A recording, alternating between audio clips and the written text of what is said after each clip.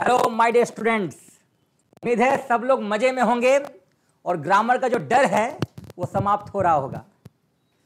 तो हम लोगों ने 3 टॉपिक्स को खत्म किया और तीनों के तीनों टॉपिक्स में बच्चों को कोई डाउट नहीं आया। ये बहुत ही खुशी की बात है।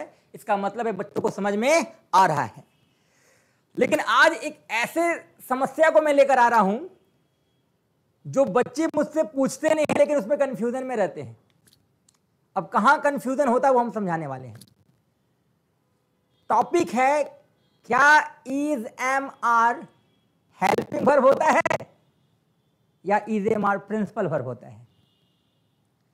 आप लोग बोलोगे सर निश्चित तौर पे हेल्पिंग वर्ब होता है। मैं बोलूंगा नहीं, ये हेल्पिंग नहीं होता है, ये कभी कभी प्रिंसिपल वर्ब भी होता है। आप बोलोगे सर ये कैसे संभव है? प्रिंसिपल तो हम लोग जानते हैं, आना जाना खाना पीना, इसको प्रिंसिपल बोलते हैं। Is am are was were तो हमेशा से हेल्पिंग वर्ब भी होता है। आज हम इस कंसेप्ट को क्लियर करेंगे और आज के बाद ये उम्मीद करेंगे कि यहां पर बच्चों को कोई समस्या नहीं होगी, इस टॉपिक की समस्या नहीं होगी। तो हमारा आज का जो सब्जेक्ट है वो यही है कि क्या is am are was were helping है या is am are was were principal verb है। तो चलो पहले हम इस टॉपिक को लिख लेते हैं कि क्या is am are was were helping verb है कि प्रिंसिपल वर्ब है। तो हेल्पिंग के एरिया में भी हम लोग उसको लिखने वाले हैं, helping verb.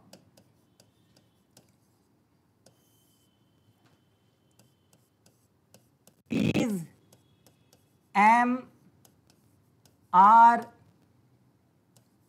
Was were have, has, had, do, does और did। तो ये तो हम लोग पहले भी समझे थे कि is am are was were जो है वो एक हेल्पिंग वर्ब है, एक सहायक क्रिया है जो सब्जेक्ट को सहायता करता है। लेकिन आज हम लोग ये भी जानेंगे कि ये जो टॉपिक है is am are was were, ये प्रिंसिपल के रूप में भी काम करता है और इसका हम लोग प्रूफ भी लेंगे। और मैं वादा करूंगा कि आज के बाद इस टॉपिक में कभी आप कंफ्यूज नहीं रहेंगे। ठीक है, चलिए। तो अब जो हेल्पिंग वर्ब है उसके बाद अगला टॉपिक मैं लिख रहा हूं प्रिंसिपल वर्ब। प्रिंसिपल वर्ब जिसको हिंदी में हम लोग प्रधान क्रिया बोलते हैं। तो प्रधान क्रिया में आना जाना खाना पीना उठना बैठना होता ही है। प्रिंसिपल की संख्या अनलिमिटेड होती है, इसकी कोई सीमा नहीं है। लेकिन उस अनलिमिटेड में 11 ऐसे भी हैं जिनका हुलिया हूबहू हेल्पिंग से मिलता है। अब वो है कौन? सेम वही is am are was were, is am are was were, उसके बाद have, has, had, do, does और डिड। हेल्पिंग जो है वो निश्चित तौर पे 11 है, लेकिन प्रिंसिपल की संख्या अनलिमिटेड है। अनलिमिटेड, आना जाना खाना पीना उठना बैठना हंसना रोना बहुत सारा है। लेकिन उस बहुत सारे प्रिंसिपल में 11 ऐसे हैं जिसका थोबड़ा हूबहू हेल्पिंग से मिलता है।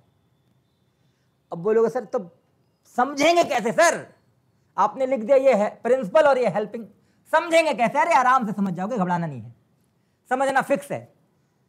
5 मिनट में ये समस्या समाप्त। घड़ी देख लो, 5 मिनट में ये समस्या समाप्त। तो पहले हमको ये बताओ आप लोग कि जो लास्ट क्लास हम लोग पढ़े हैं वर्ब में, उसमें मैंने बताया था ना कि इंग्लिश में सबसे ज्यादा जरूरी कौन? Principal verb. किसके बिना सेंटेंस सही नहीं? Principal verb. जिस तरह देश बिना प्रधानमंत्री का नहीं चलेगा, सेंटेंस में बिना प्रधान क्रिया का नहीं चलेगा। तो सेंटेंस के लिए सबसे ज्यादा जरूरी कौन? Principal verb. अब मैं एक सेंटेंस लिख रहा हूं, I am a teacher. I am a teacher, ये सेंटेंस है हमारे सामने। आई के बारे में तो आपको पता ही होगा, ये फर्स्ट पर्सन है, यानी कि सब्जेक्ट है ये। तो आई एक सब्जेक्ट है, फर्स्ट पर्सन है, सब्जेक्ट है, और टीचर एक ऑब्जेक्ट है। अब आप अगर इसको हेल्पिंग बोलोगे तो कंसेप्ट गलत, कि दुनिया का कोई सेंटेंस बिना प्रिंसिपल का सही नहीं हो सकता। अगर ये हेल्पिंग है तो अंग्रेजी का ही कंसेप्ट गलत हो जाता है। सेंटेंस के लिए सबसे ज्यादा जरूरी क्या है? Principal verb. तो मैं बोल रहा हूं ये एम जो है ये हेल्पिंग नहीं है, ये क्या है? प्रिंसिपल वर्ब है। क्या है? प्रिंसिपल वर्ब है। ठीक है, अब एक और एग्जांपल लेते हैं। I am teaching, I am teaching, यहां जो एम है ना बच्चे ये हेल्पिंग वर्ब है। अब बोलो सर क्या बेवकूफ बना रहे हम लोग को? तो मैं बेवकूफ नहीं बना रहा हूं, मैं एकदम क्लियर कंसेप्ट दे रहा हूं। आप इस एम को देखो, ये बगल में क्या लिया? टीचिंग। टीचिंग वर्ब है। टीचिंग क्या है? वर्ब। समझ में आ रहा? तो जो वर्ब लेने वाला is am are was were have has had do does did होगा वो हेल्पिंग होगा। ये हम लोग पिछली क्लास में भी देखे हैं कि is am are was were के बाद क्या आता था? V4 आता था। हैव हैज हैड के बाद क्या आता था? V3 आता था। और डू डज डिड के बाद क्या आता था? V1 आता था। मतलब कि ये सारा का सारा जो कंटेंट है ना अपने बगल में किसी वर्ब को लेकर आएगा। एकदम आसान सा कंसेप्ट है, वर्ब को लेकर आएगा। अब वर्ब क्या होता है बताओ? बताए थे वर्ब जिसके अंत में ना, आना जाना खाना पीना उठना बैठना, कोरोना मत लेना, क्योंकि वर्ब उसको बोलते हैं जो ना लेकर आएगा बट खुद नहीं होगा, किसी पर्सन पे डिपेंड होगा। किसी पर्सन पे डिपेंड होगा, किसी सब्जेक्ट पे डिपेंड होगा। जैसे मैं पढ़ाता हूं तो पढ़ाना वर्ब है, मैं खेलता हूं तो खेलना वर्ब है, मैं हंसता हूं तो हंसना वर्ब है। तो ना वाला कंटेंट जो किसी पर्सन पे डिपेंड, उसको हम लोग वर्ब बोलते हैं। मतलब सिंपली आपको समझना है कि वर्ब के अंत में क्या होता है? ना होता है। वर्ब के अंत में क्या होता है? ना होता है। तो क्या टीचिंग में, पढ़ाना में ना नहीं है कि है? बिल्कुल है। तो जो ना है वो वर्ब है, और जो वर्ब को लेकर आया वो हेल्पिंग वर्ब है। वो क्या है? हेल्पिंग वर्ब है। जबकि यहां देख लो टीचर, टीचर का मतलब शिक्षक, दूर दूर तक इसमें ना नहीं है, शिक्षक ना नहीं होता है। तो माइंड में आपको यह रखना है कि अगर ये सारा का सारा कंटेंट अपने बगल में किसी ऑब्जेक्ट को लेकर आ जाए, किसी ऑब्जेक्ट को लेकर आ जाए, तो ये क्या हो जाएगा? Principal verb. उम्मीद है आपको वर्ब और ऑब्जेक्ट समझ में आ रहा होगा। वर्ब ना, ऑब्जेक्ट बिना ना। वर्ब के साथ ना आएगा, ऑब्जेक्ट के साथ ना नहीं आएगा। तो मुझे बताओ हंसना क्या है? वर्ब है। जोकर क्या है? ऑब्जेक्ट है। खेलना क्या है? वर्ब है। खिलाड़ी क्या है? ऑब्जेक्ट है। लिखना क्या है? वर्ब है। और लेखक क्या है? ऑब्जेक्ट है। तो एकदम हम समझना है कि आज के बाद अगर इंग्लिश में is, am, are, was, were, have, has, had, do, does, did किसी वर्ब को फॉलो करेगा ना तो ये हेल्पिंग वर्ब हो जाएगा। और यही same topic is, am, are, was, were, have, has, had, do, does, did अगर किसी ऑब्जेक्ट को फॉलो करेगा ना बच्चे तो ये बन जाएगा प्रिंसिपल वर्ब। अब अगला जो सवाल मैं लिखूंगा आपका जवाब आना चाहिए इसमें, ठीक है? तो जो अगला सवाल है वो सवाल है I have spoken. I have spoken. Spoken यानी बोलने का कंटेंट है, बोलना, ना आ रहा है। तो जो ना वाला कंटेंट है वो क्या है? वर्ब है। तो जो is, am, are, was, were, have, has, had, do, does, did किसी वर्ब को फॉलो करेगा बच्चे तो वो क्या कहलाएगा? Helping verb. लेकिन अगर मैं लिख रहा हूं I have a chair, I have a chair, अब बताओ कुर्सी, कुर्सी के अंत में ना तो है नहीं, इसका मतलब ये क्या है? ऑब्जेक्ट है। तो ऑब्जेक्ट को फॉलो करने वाला is, am, are, was, were, have, has, had, do, does, did क्या कहलाएगा? Principal verb.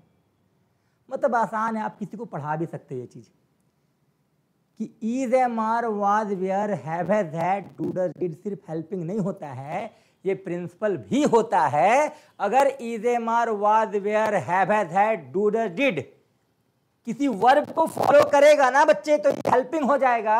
और अगर यही कंटेंट किसी ऑब्जेक्ट को फॉलो करेगा तो क्या बन जाएगा? Principal verb. ठीक है, सवाल का जवाब देना।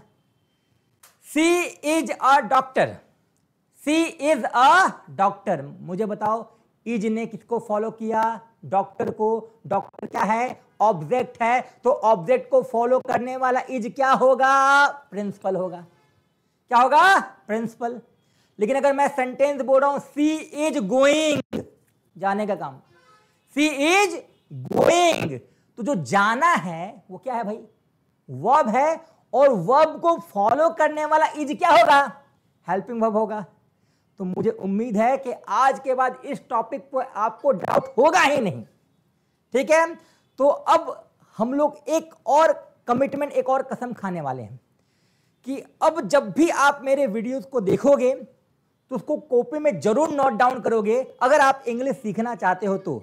अदरवाइज अगर टाइम पास के लिए वीडियोस देख रहे हो तो कोई दिक्कत नहीं है, लेकिन सही मायने में अगर आपकी इच्छा है कि आपको इंग्लिश सीखना है तो आप हर टॉपिक को कॉपी में नोट डाउन करोगे। मैं सीक्वेंस वाइज पढ़ा रहा हूं, कोई बीच से नहीं पढ़ा रहा हूं। आपको 6 टॉपिक्स पढ़ना है, उसके बाद टेंस में आना है। टेंस दुनिया का सबसे आसान चैप्टर हो जाएगा बस इस 6 टॉपिक्स को पढ़ने के बाद।